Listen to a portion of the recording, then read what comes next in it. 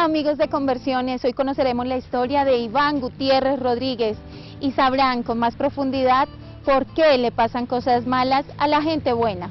Iván Gutiérrez Rodríguez nació en Pácora, un pueblo del norte de Caldas. Iván fue un niño inquieto y divertido, hacía correr a su madre por todas las calles. Yo era lo que llaman avispadito, entonces a veces salía por la calle real, vivíamos cerca de la calle real del pueblo, cerca del parque, mientras mi mamá iba por el pañal para ponerme uno nuevo. Dice que pues la edad que yo ya podía caminar, salía corriendo para la calle, a las tiendas, y siempre tenía la imagen del mecato, entonces me le volaba a mi mamá, y ya veía que ya ahí se iba proyectando quién iba a ser esta joyita. Pero hubo algo muy especial, en medio de que la relación con mi mamá fue fuerte. Además que yo creo que mi mamá venía, pues ya después lo entendí, venía de una familia donde también no le dieron amor, y ella busca mucho ese amor como mi papá, pero resulta que mi papá me amaba más a mí, yo creo que a mi mamá y que a todos mis hermanos. Ese fue un regalo muy grande que yo tuve desde niño, que tuve un amor de papá tan escaso que es hoy en día para los seres humanos el amor de papá. Muy escaso el que cuente, mi papá me amaba, me abrazaba, me decía te amo, eso es muy escaso. Yo que mis hermanos, yo sentía, y hoy en día es que he descubierto, los amo, pero y es normal, que yo generaba un dolor en ellos, incluso hasta en mi misma mamá, de ver cómo mi papá me acariciaba, me llevaba para un lado, incluso esos papás a veces tan equivocados con la amante, y yo cuento muy coloquialmente, hasta allá me llevaba mi papá donde la amante. Esa mujer no me podía ver, hoy en día oro por eso, todo eso quedó en el pasado, Dios lo sanó. Mi papá me amaba tanto que hasta allá me llevaba, me quería ver hasta ahí, ingenuamente ellos, con toda esa ingenuidad de adulterio y de infidelidad, pero hasta allá me metía. Y eso eran los celos de mi mamá y de mis hermanos, y es normal que se despierten. Hoy en día yo los entiendo y les doy mucho amor a ellos. Creo que ellos mismos pueden estar viendo el programa, yo soy el que más amor les doy porque fui el que más recibí. Y mucho más adelante que conocí el amor de Dios. Era un niño y para mí todo era, pues son esos ambientes donde uno empieza a ver novelas y ve que el tipo tiene amante. La influencia de los medios en uno. Entonces uno se va familiarizando con eso. Como uno desde pequeño ve televisión y el que lo acompaña es el televisor, yo veía novelas mexicanas que los ricos también llevan el esposo, la esposa, están bravos y hay una mujer que la secretaria le dio cariñito. Entonces el tipo se iba para allá. Yo dije, ay, tan buena esa secretaria, mira cómo le da de cariño a ese esposo, ay, esa esposa tan orgullosa, tan mala, como tan alegona, y para uno eso era normal. Entonces era familiar, cómo le van distorsionando a uno todo lo que es el adulterio, la infidelidad, y yo con mi papá lo veía normal. Y eso sí, cuando lo veía hay una cosa que es muy bonita, que yo se lo llevaba a mi mamá, pero no había dolor, no había rechazo, yo nunca le cuestioné a mi papá eso. Yo llegaba y le decía, no, camine por donde mamá, pero no sabía las consecuencias de dolor, de decepción, de engaño.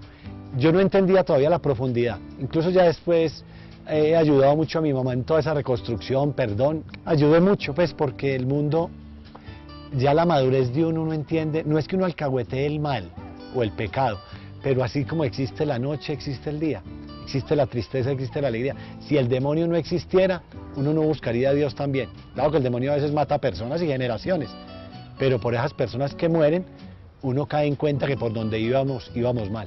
Habían dos obsesiones desde pequeño, era el conocimiento.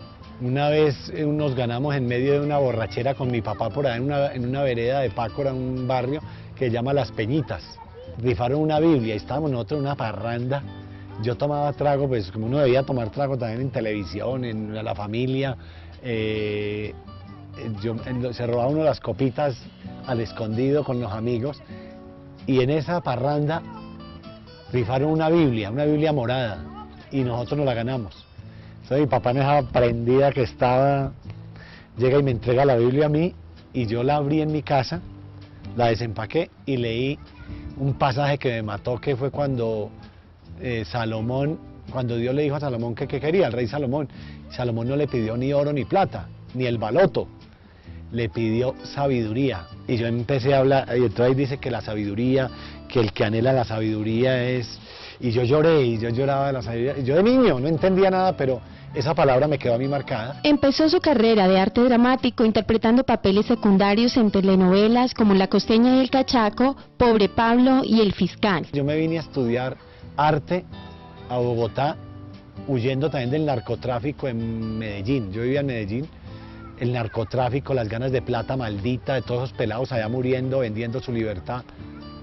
Y me vine a Bogotá a estudiar arte porque el arte era la intelectualidad, la obsesión, y me fascinaba mucho reírme de sí mismo, reírme de lo ingenuo que es uno en esta vida, creyendo que si tiene plata es feliz, que si, hay una frase muy linda que dice, el burro no cambia cambiándolo de establo, lo pueden llevar para Bogotá, para Miami, para Europa, pero sigue siendo burro, hay que cambiarles el corazón. Entonces yo ya como que veía eso, que lo más grande para uno era la sabiduría, de que no le metan el dedo a uno en la boca tan fácil.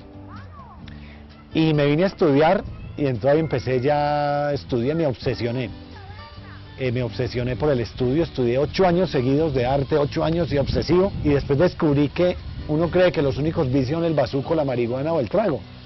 Hoy en día se llaman trabajadictos. La persona que se obsesiona por el estudio es una persona obsesiva enferma, porque todo tiene que ser con moderación. Igual si usted reza y no trabaja, se le complica la vida, todo con moderación. Entonces yo me obsesioné por el estudio y después empecé a trabajar en televisión y ya creí que la fama era todo y empecé a ver plata, los primeros autógrafos, los primeros días de fama, mujeres, trago. Todo esto, este ritmo y el vacío lo llevó a una depresión que terminó por guardarlo en la habitación de la casa que compartía con su hermana y su cuñado. Vino el tiempo de la droga en las fiestas, no es que uno fuera un drogadicto, no, sino que las fiestas era normal, uno, el perico, que es como coca, para la gente que no sabe, de pronto, entonces uno para pasar la borrachera, para no emborracharse muy rápido, un pericazo, y es que se vuelve uno se mete en un ambiente que si no hay quien lo guía a uno, y como yo estaba solo aquí en Bogotá, no hay quien lo guía a uno, y ahí viene el problema de la soledad que está matando los hijos en la casa, donde los papás trabajan y trabajan para darle cosas a los hijos, cuando lo que más necesitan los hijos es tiempo, para que los ayuden a crecer, a madurar, a entender todo este bombardeo de vicios, que uno no sabe que aborto, que anticonceptivo, que droga, que violencia, que todo esto que está apareciendo hoy en día en los colegios. Entonces en todo ese proceso mío, cuando yo me empiezo a deprimir, en esa soledad, estaba rodeado de muchísima gente, pero no me sentía acompañado. Y ya después se vino una enfermedad.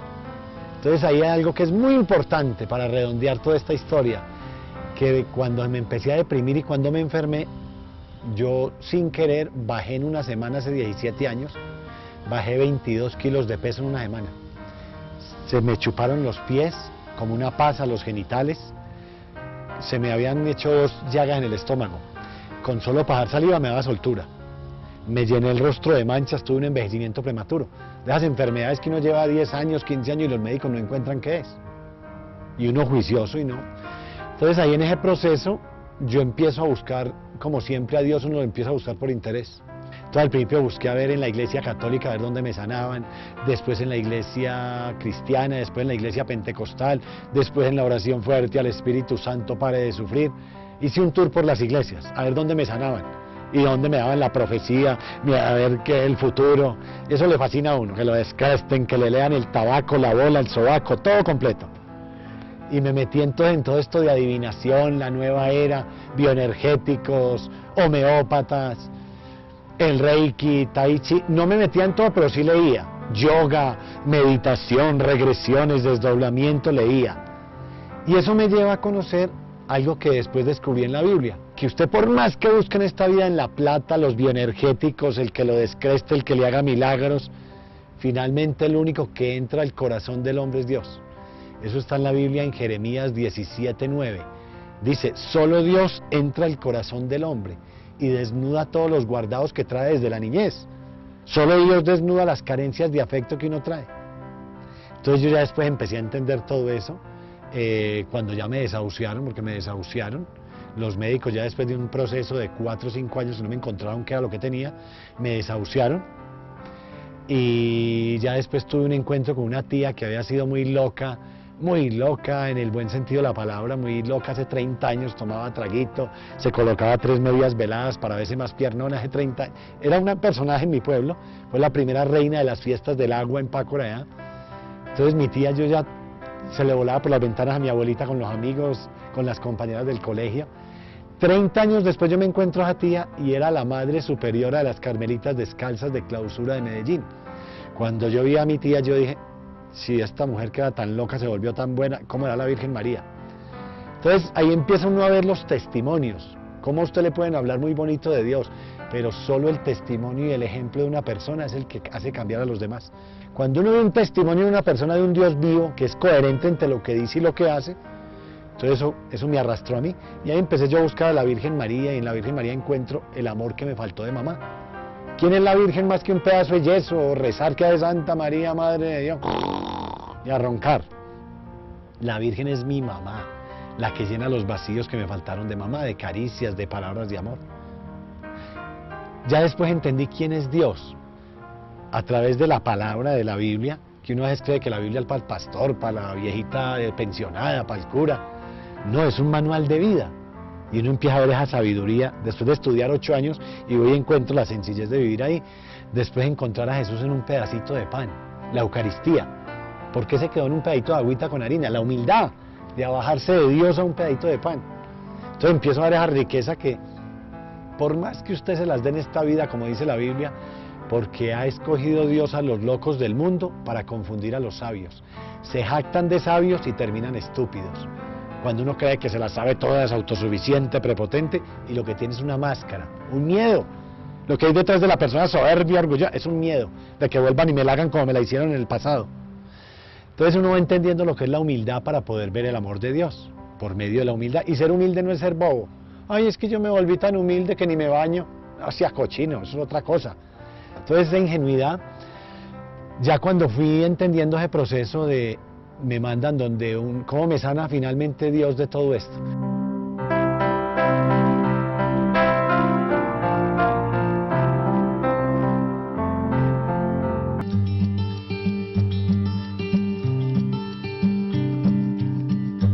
Apareció entonces en la vida de Iván Gutiérrez el padre Isaac, con un poder sanador y liberador. Me mandaron donde un curita y me dijeron, si usted quiere que Dios lo sane de lo que está sufriendo, sea lo que sea, vaya donde este cura, que él tiene el don de romper todo eso por medio de la confesión. Entonces yo fui donde el padre Isaac. Yo desconfiado, porque además yo venía de la iglesia cristiana, de hermanos esperados protestantes, y resulta que allá pues, no, eso que curas, que se va a confesar con otro más malo que usted, toda esa imagen que uno tiene. Entonces yo le dije al padre, padre, es que ustedes son esto, lo otro, y yo para confesarme, y me dijo, mijito, en esta tierra, en medio de nuestra imperfección, todos necesitamos de todos, y usted así como va donde el médico, si un médico no le sirve, pues busca otro, si un curita le da mal ejemplo, busque otro, pero sea humilde de ir a buscar ayuda en los demás. Ah, que yo voy donde el psicólogo, a terapia, pero es que el psicólogo es un hombre, y dice la Biblia, maldito el hombre que pone su confianza en otro hombre. Mientras que si usted viene donde el cura no es el nombre del cura, que es otro pecador igual que uno, es el nombre de Dios que te va a perdonar, los cargos de conciencia de tu pasado, tus metidas de pata, tus pecados, tus errores, tus embarradas. Entonces yo le dije, bueno, ¿y de qué me confieso? Y ahí empezó la sanación.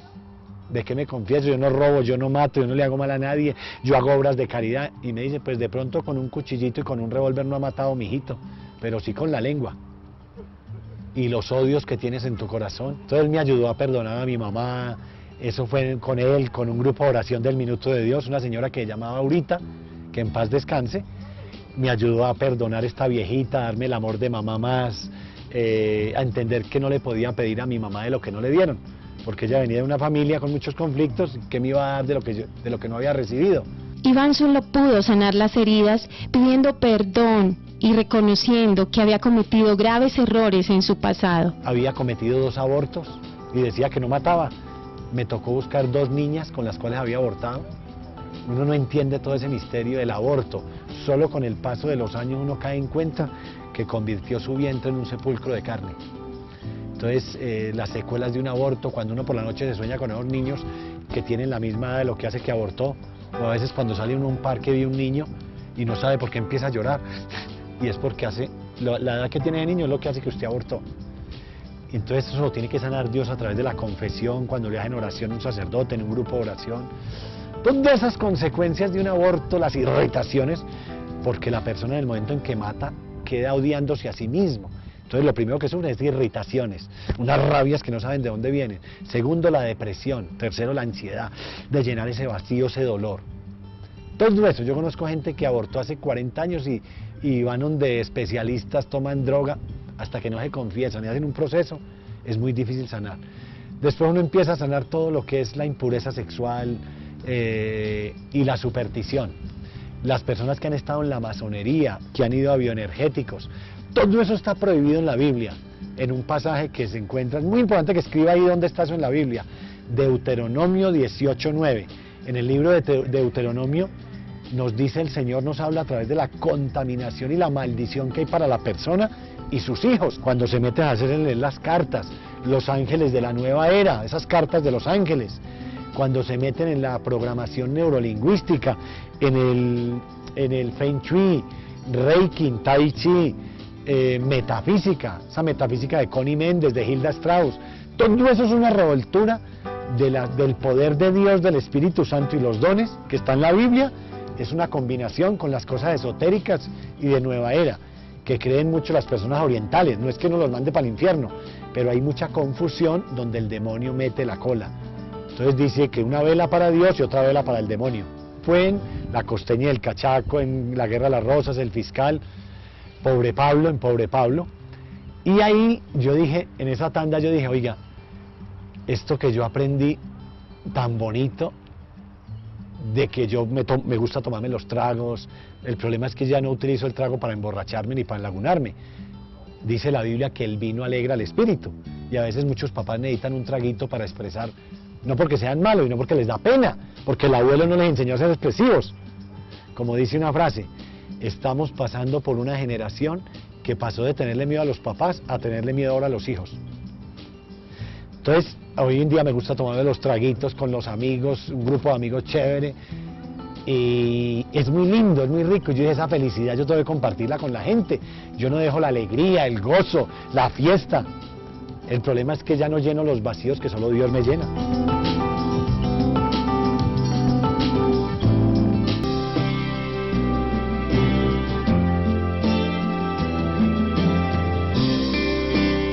Al recuperarse, sintió la necesidad de manifestar a otros todas sus experiencias hasta entonces vividas, para que al compararlas con las suyas, otros se beneficien en la gracia de Dios. Yo dije, no, en lugar de trabajar en novelas, porque una novela, ¿qué mensaje le deja a la gente? De pronto la entretiene, otra la llenan de mañas y de malos ejemplos. Pero yo dije, yo con una novela no le enseño nada a la gente. Voy a escribir la historia de mi vida y resulta que mi Dios de un mal saca un bien. Pues el libro que saqué, duré 7 años, eso sí, escribiéndolo. ¿Por qué le pasan cosas malas a la gente buena?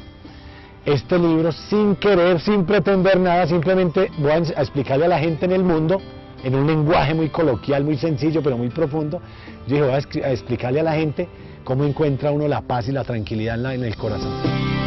Iván experimentó momentos de dolor, pero ahora expresa con alegría y le ayuda a personas que se encuentran en el mal y se refugian en algunos vicios.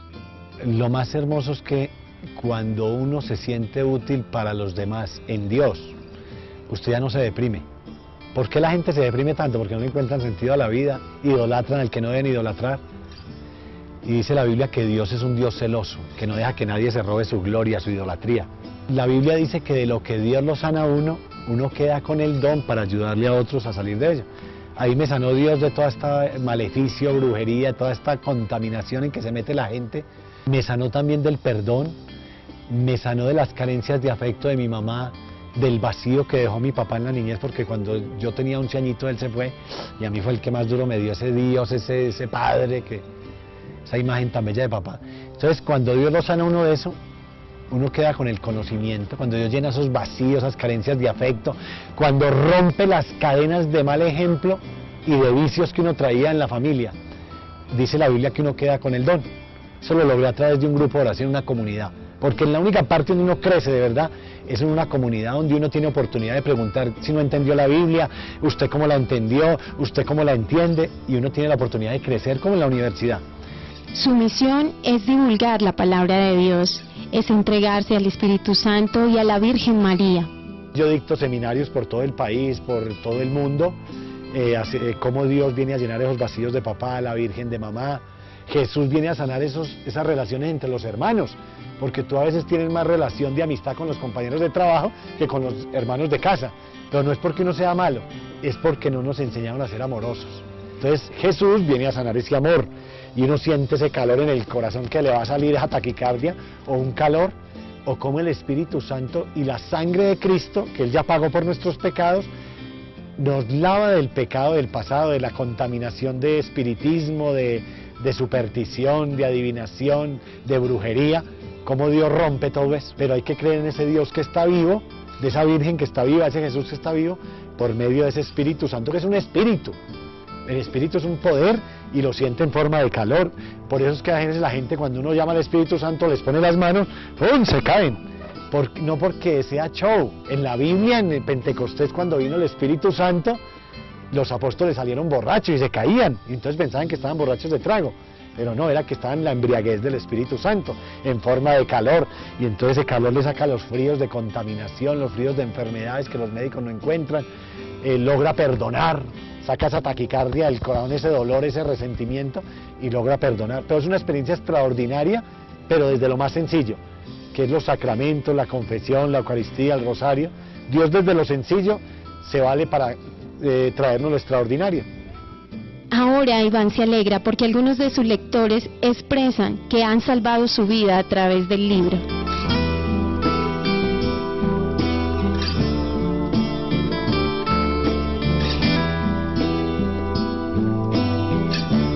Las bendiciones de Dios, la mayoría de las veces vienen envueltas en desgracias. Y que no preguntes por qué te pasó eso, por qué a mí, por qué a mí, por qué a mi mamá. Que pregunte para qué le pasó eso, cómo Dios de un mal saca un bien. Esa es la forma más hermosa de explicarlo, pero la forma más terrenal, que me van a perdonar, pero es una frase que es la que más vende por el mundo. ¿Por qué le pasan cosas malas a la gente buena? Porque en esta vida, hasta que uno no come de la que sabemos, no valora el arequipe.